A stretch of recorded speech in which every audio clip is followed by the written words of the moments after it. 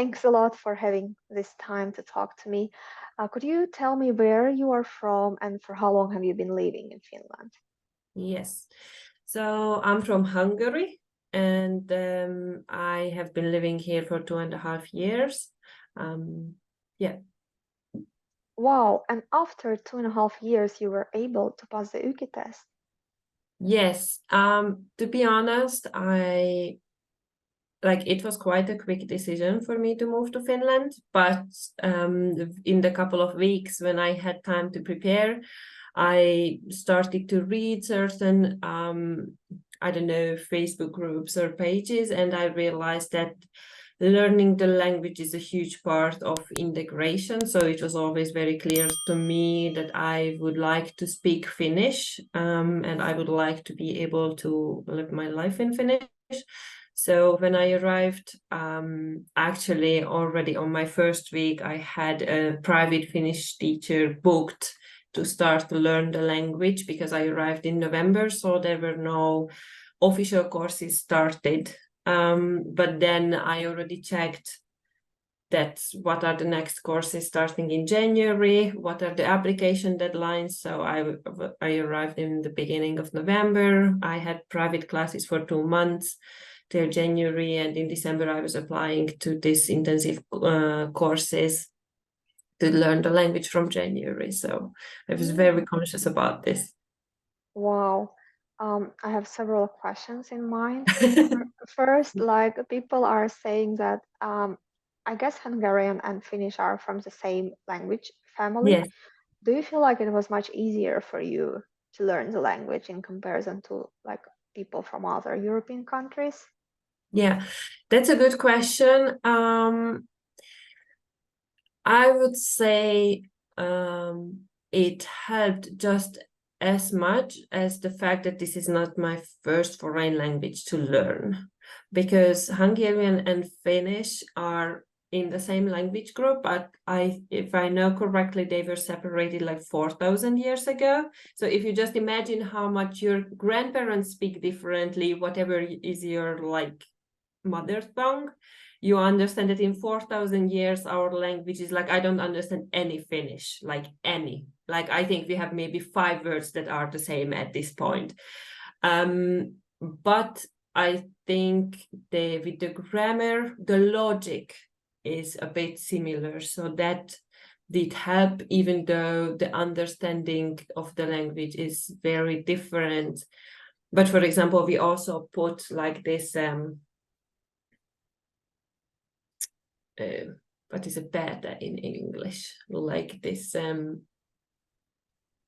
whatever, we also put things at the end of the verb. And that kind of was maybe easier for me to understand. But then I feel that it was just as much help as, for example, I have a lot of education. This was already my 3rd language to learn. So I had like knowledge about how to learn the language, how to pass exams, how to prepare. So in this sense, I think it's, yeah. And other languages are like you speak English, Hungarian, and Finnish, right? Yes, and I learned also German. I spoke German at some point. Wow, amazing. Wow. You mentioned that you had a private tutor.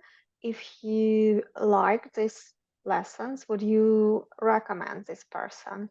Mention a name, Yes. for example, and a price.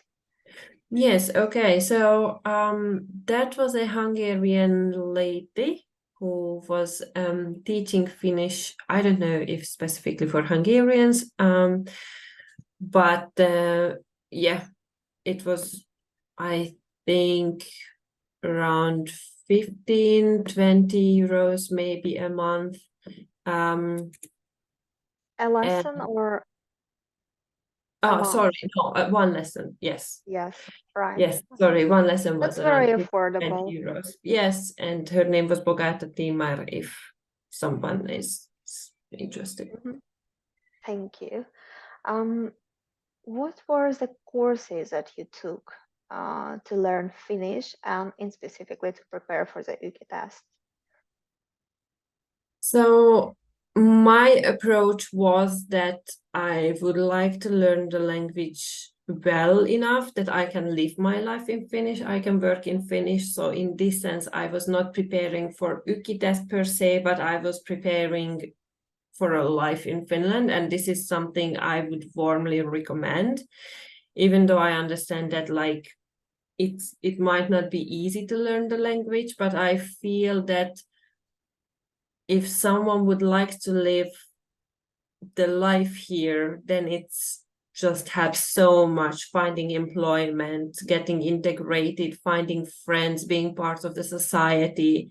So my goal was never to pass the YKI test, but it was being part of Finnish society. And that gives a very different perspective also to prepare for the test, because my goal was just like, or my strategy was like, I will just go to the test when I am confident enough. And I ended up to be getting 4 4s on the test, which shows that Wow. like I was already going when I felt that I can be confidently doing the test. Right. And what was your language journey? How did it look like? So the courses you took, maybe Yes. some materials you can recommend, books. Yes, so I was looking for courses on this Finnish course .fi, and I really recommend that because I think there are like a good variety of courses there. And I found an intense course that is in the evening hours from 4 to 8, 4 times a week, so Monday to Thursday. From 5 to 8. So that was quite intensive, mainly after work, and it was very, very tiring, but it also allowed me to kind of do this language learning quite intensely, which was a big help for me, because for me it's very difficult to, for example, sit down at home and read, or like, read a book and just Google Translate the missing words. For me, this way of learning was much better, that I actually didn't need to prepare for the classes, because I was just there 3 hours listening to Finnish, understanding Finnish, working on the grammar. So somehow it's just like, when you spend this much time on classes, I think the language is just going under your skin at some point because you repeat it so much. So this is something I can really recommend, even though it's a lot of time, but it forces you to do, and to participate and to actually. So I was, if we talk even more concretely, I went to Helsinki Aikuislukio for this course, and I think it was quite affordable, like maybe 125 or 150 euro for one whole year. So if you think about Mm, like it's a four times a week for a whole year, then I think it's quite affordable. And they even had like the unemployment discount for 50% for unemployed people living in Helsinki. That's important that this is like a Helsinki right. city course. But then I had really good teachers, really professional, really nice ones. So that's something I can recommend. Right. Thanks a lot. It is very affordable. Like I can tell you that's very affordable. Um, Yes. right. Did they use any books, for example, there, or just some materials I gave you? No, we learned Suomen mestari. 1, 2, 3. Yes, we also started the fourth. We went halfway through and then I dropped out from class already. But yeah, Wow. so they teach from 1 to 4. Yes, right. And after that, you didn't take any specific UKI intensive courses, right? You just went to pass the No, test. yes. I was before Uki, because at that point I also had the certification from my courses that my language level is at least B 1.2. so I reached B1 level after 1.5 years, and then I took the last course, which was B1.2.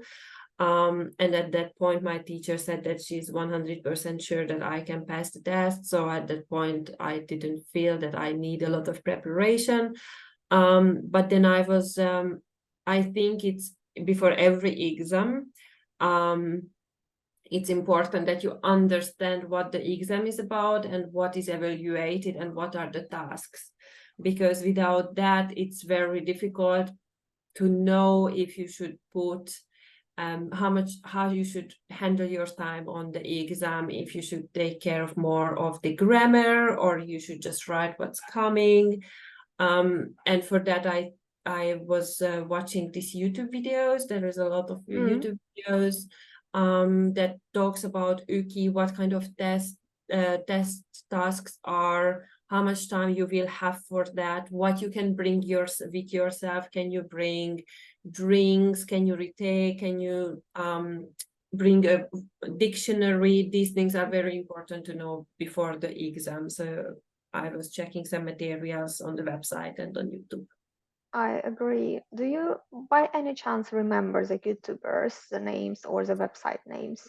No, unfortunately not. I think the website was mostly, I think the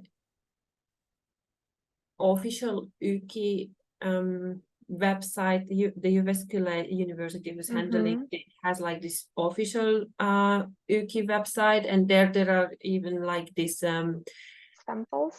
samples, and that I also did and checked like how well it's going, and that also gave me the feedback that I can already do the test quite okay, even though I feel that the test itself was a bit actually easier than those samples. Okay, that's good to know.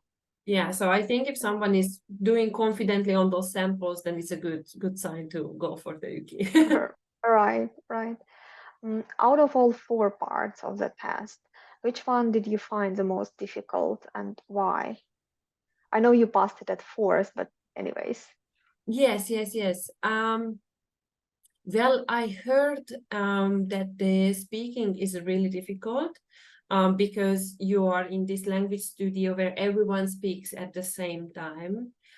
So for that, I was prepared mentally a lot that, okay, now there will be a big noise and I have to still concentrate on my own, because this was told many times on the YouTube videos. But then I figured that like if I put my hands on the headphones very strongly, then I actually don't hear others that much. So it was at the end not that disturbing. One thing I wish I would have practiced a bit more was making notes, because for example in the listening part there are like this multiple choice questions or just like single choice questions where you just have to choose what's the right answer. But then there are also tasks where you have to like write down or make notes and write down the answer.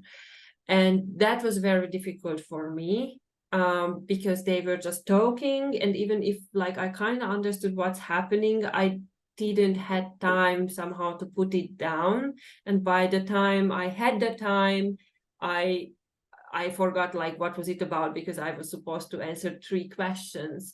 So I think one good thing for me would have been to practice this making notes while listening skill. Right, good advice. Yeah, thanks. Do you remember now what were your writing task topics? Oh, it's a good question. I think one was somehow related to the library, and I needed to write a letter like what do I use in the library, or what services, or why do I think it's important to have the library.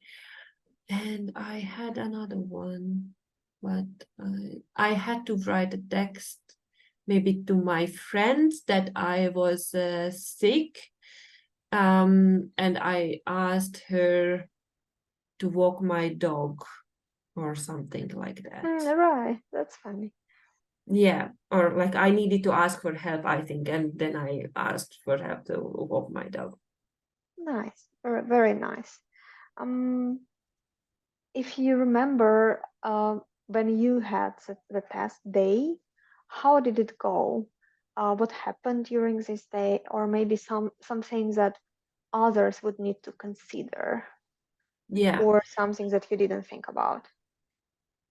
that's a good question. I felt that everything went actually quite smoothly and they were really prepared. So when I arrived there, it was very easy. There were people waiting and there was this desk. One thing I was surprised about that they took away like every device we had, and not just our phones, but also our smart watches, for example. So we also, our bags had to be put down when we entered the room. And then we were appointed to a certain seat that we should sit here. So it's good to be prepared, that only bring what what you Mm, feel comfortable leaving somewhere else, or giving away. Also, that like I think water is always really useful, and you get the pencils and the kumi, so you don't need to bring anything, because you will use theirs anyway. One thing that I wish I would have had is like a sharpener for the pencils, because well, I had to write a lot and then mm, I needed to sharpen my pencils many times. But luckily they, like the exam place also had one. And then I think it's like from the moment you check in to the exam, everything is very clear. They tell you which room to go, where to sit, what's going to happen, how much time you are going to have. They put a time so you can just monitor the time from their clock. They also remind you during the exam how much time you have, so you know like how to manage your remaining tasks. Yeah, I'm thinking. So I felt that I didn't have to think about anything because they told me everything. They spoke very clearly. They made sure that everyone understands what is going to happen. They spoke this easy Finnish, so they mm, understood that there are like language exam takers here, so they didn't speak like the fast Finnish or the Sank Finnish, so that was also not a problem. mm. And what was the test center name? It was organized by Omnia in Espoo. Omnia. Yes. I'm asking because most of students who pass the test, they complain about how it's been organized. That's Okay. why I thought I need to clarify, because you were happy about how it was in Yes. general organized. No Yes. chaos. No, I think, well, at some point we switched rooms, but that was also very clearly stated. Hey, do you need a break? Yes or no, we could decide. They said that, I don't know, now we will meet in this room. So I felt that it was quite clear what's happening. Right, very nice. Imagine I'm going to pass the test for the first time. What would you tell me? How would you motivate me? Okay, that's a good question. Um, Let me think about that a tiny bit, because I feel that the exam is really trying to check how well you know Finnish. And I think in this case, or like in my personal view, the secret is to actually want to know Finnish and not to pass the test, even though I understand that for kansalaisuus, it's really important, and this is the main motivation for many people. But I think like the idea is that, so the test doesn't try to find mistakes on what you know. It's designed to help you to pass it. I really felt. So I think the motivation is that this is a very nice test, a very supporting test if your language knowledge is there. And I just recommend everyone that like make your language knowledge there. Yeah, yeah, that's good advice. It came to my mind just now. Um, you said many pass the test to apply for the citizenship. That's true. What do you think? Why people are not staying on a permanent visa, B-type visa, and prefer to apply for the citizenship? That's a really good question. As I'm from the EU, I had a very different motivation and a very different background. But of course, during my language learning, it was a very I also had friends from outside of the EU, and I feel it just provides a sense of security. So if I talk about myself, I would like to apply for the council license when I can, even though I haven't been here for a long time yet. But even though I have an EU nationality, so per se I am not like I don't need it because I can work and I can move around. I don't need the passport or anything. But I think it just gives a certain security, because you can never know how the regulations change in the future. And in that sense, this is basically the most secure way to make sure that you have all the rights you would like to have on the long term. Yeah, I agree with you. In your case, is it allowed to keep two Yes. passports? Yeah, that's very good to know. And also to wrap this conversation up, do you have any plans to learn Finnish further? Yes. Yes, I actually asked my workplace if they could support my language learning, and they were really nice because they appointed to me and to another colleague from my workplace to a language teacher. So we have this teacher once a week with whom we are practicing. And I would like to go also to C-level courses, because I would like to be able to work in Finnish. Now I am trying with this B2 level, but It's I not cannot. enough. Yes, I feel that it still could be better, mainly on meetings. I am a bit lost, and I feel that I also have to work my work-specific vocabulary. But this is something that is important for me, that I am not restricted in for example, looking for a jobs or changing careers or getting further education because of the language. Because I think many opportunities at the moment are mainly in Finnish. If you would like to study certain professions, or if you want to do certain jobs, then it doesn't work without Finnish. So I just want to have, as full options as possible. That's true. That's really amazing that you keep learning that. Have you already checked? Because I did some like years ago, C1 courses, and there were none, like Yes, literally exactly. none. Exactly. How is it now? Yes, I have a very similar finding, I must say, and I'm a tiny bit sad about that.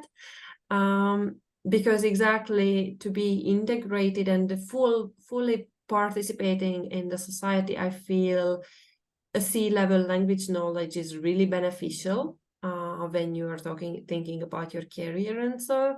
So I'm a bit sad that it's not more supported. I was checking just now, and I found, I think Vanta is organizing some C-level courses, but some of them are only for Vanta residents, Yeah, and some of them are on Friday evenings or Saturday mornings, which I kind of understand, because they are designed with the thought that these people are already working full time. But I also feel that the timing is just like so Yeah, much cutting in my personal life that at this moment I will see if I can do it on my own, or I will just go with a private teacher from this on. right. Thanks a lot for this conversation. Yes, thank you.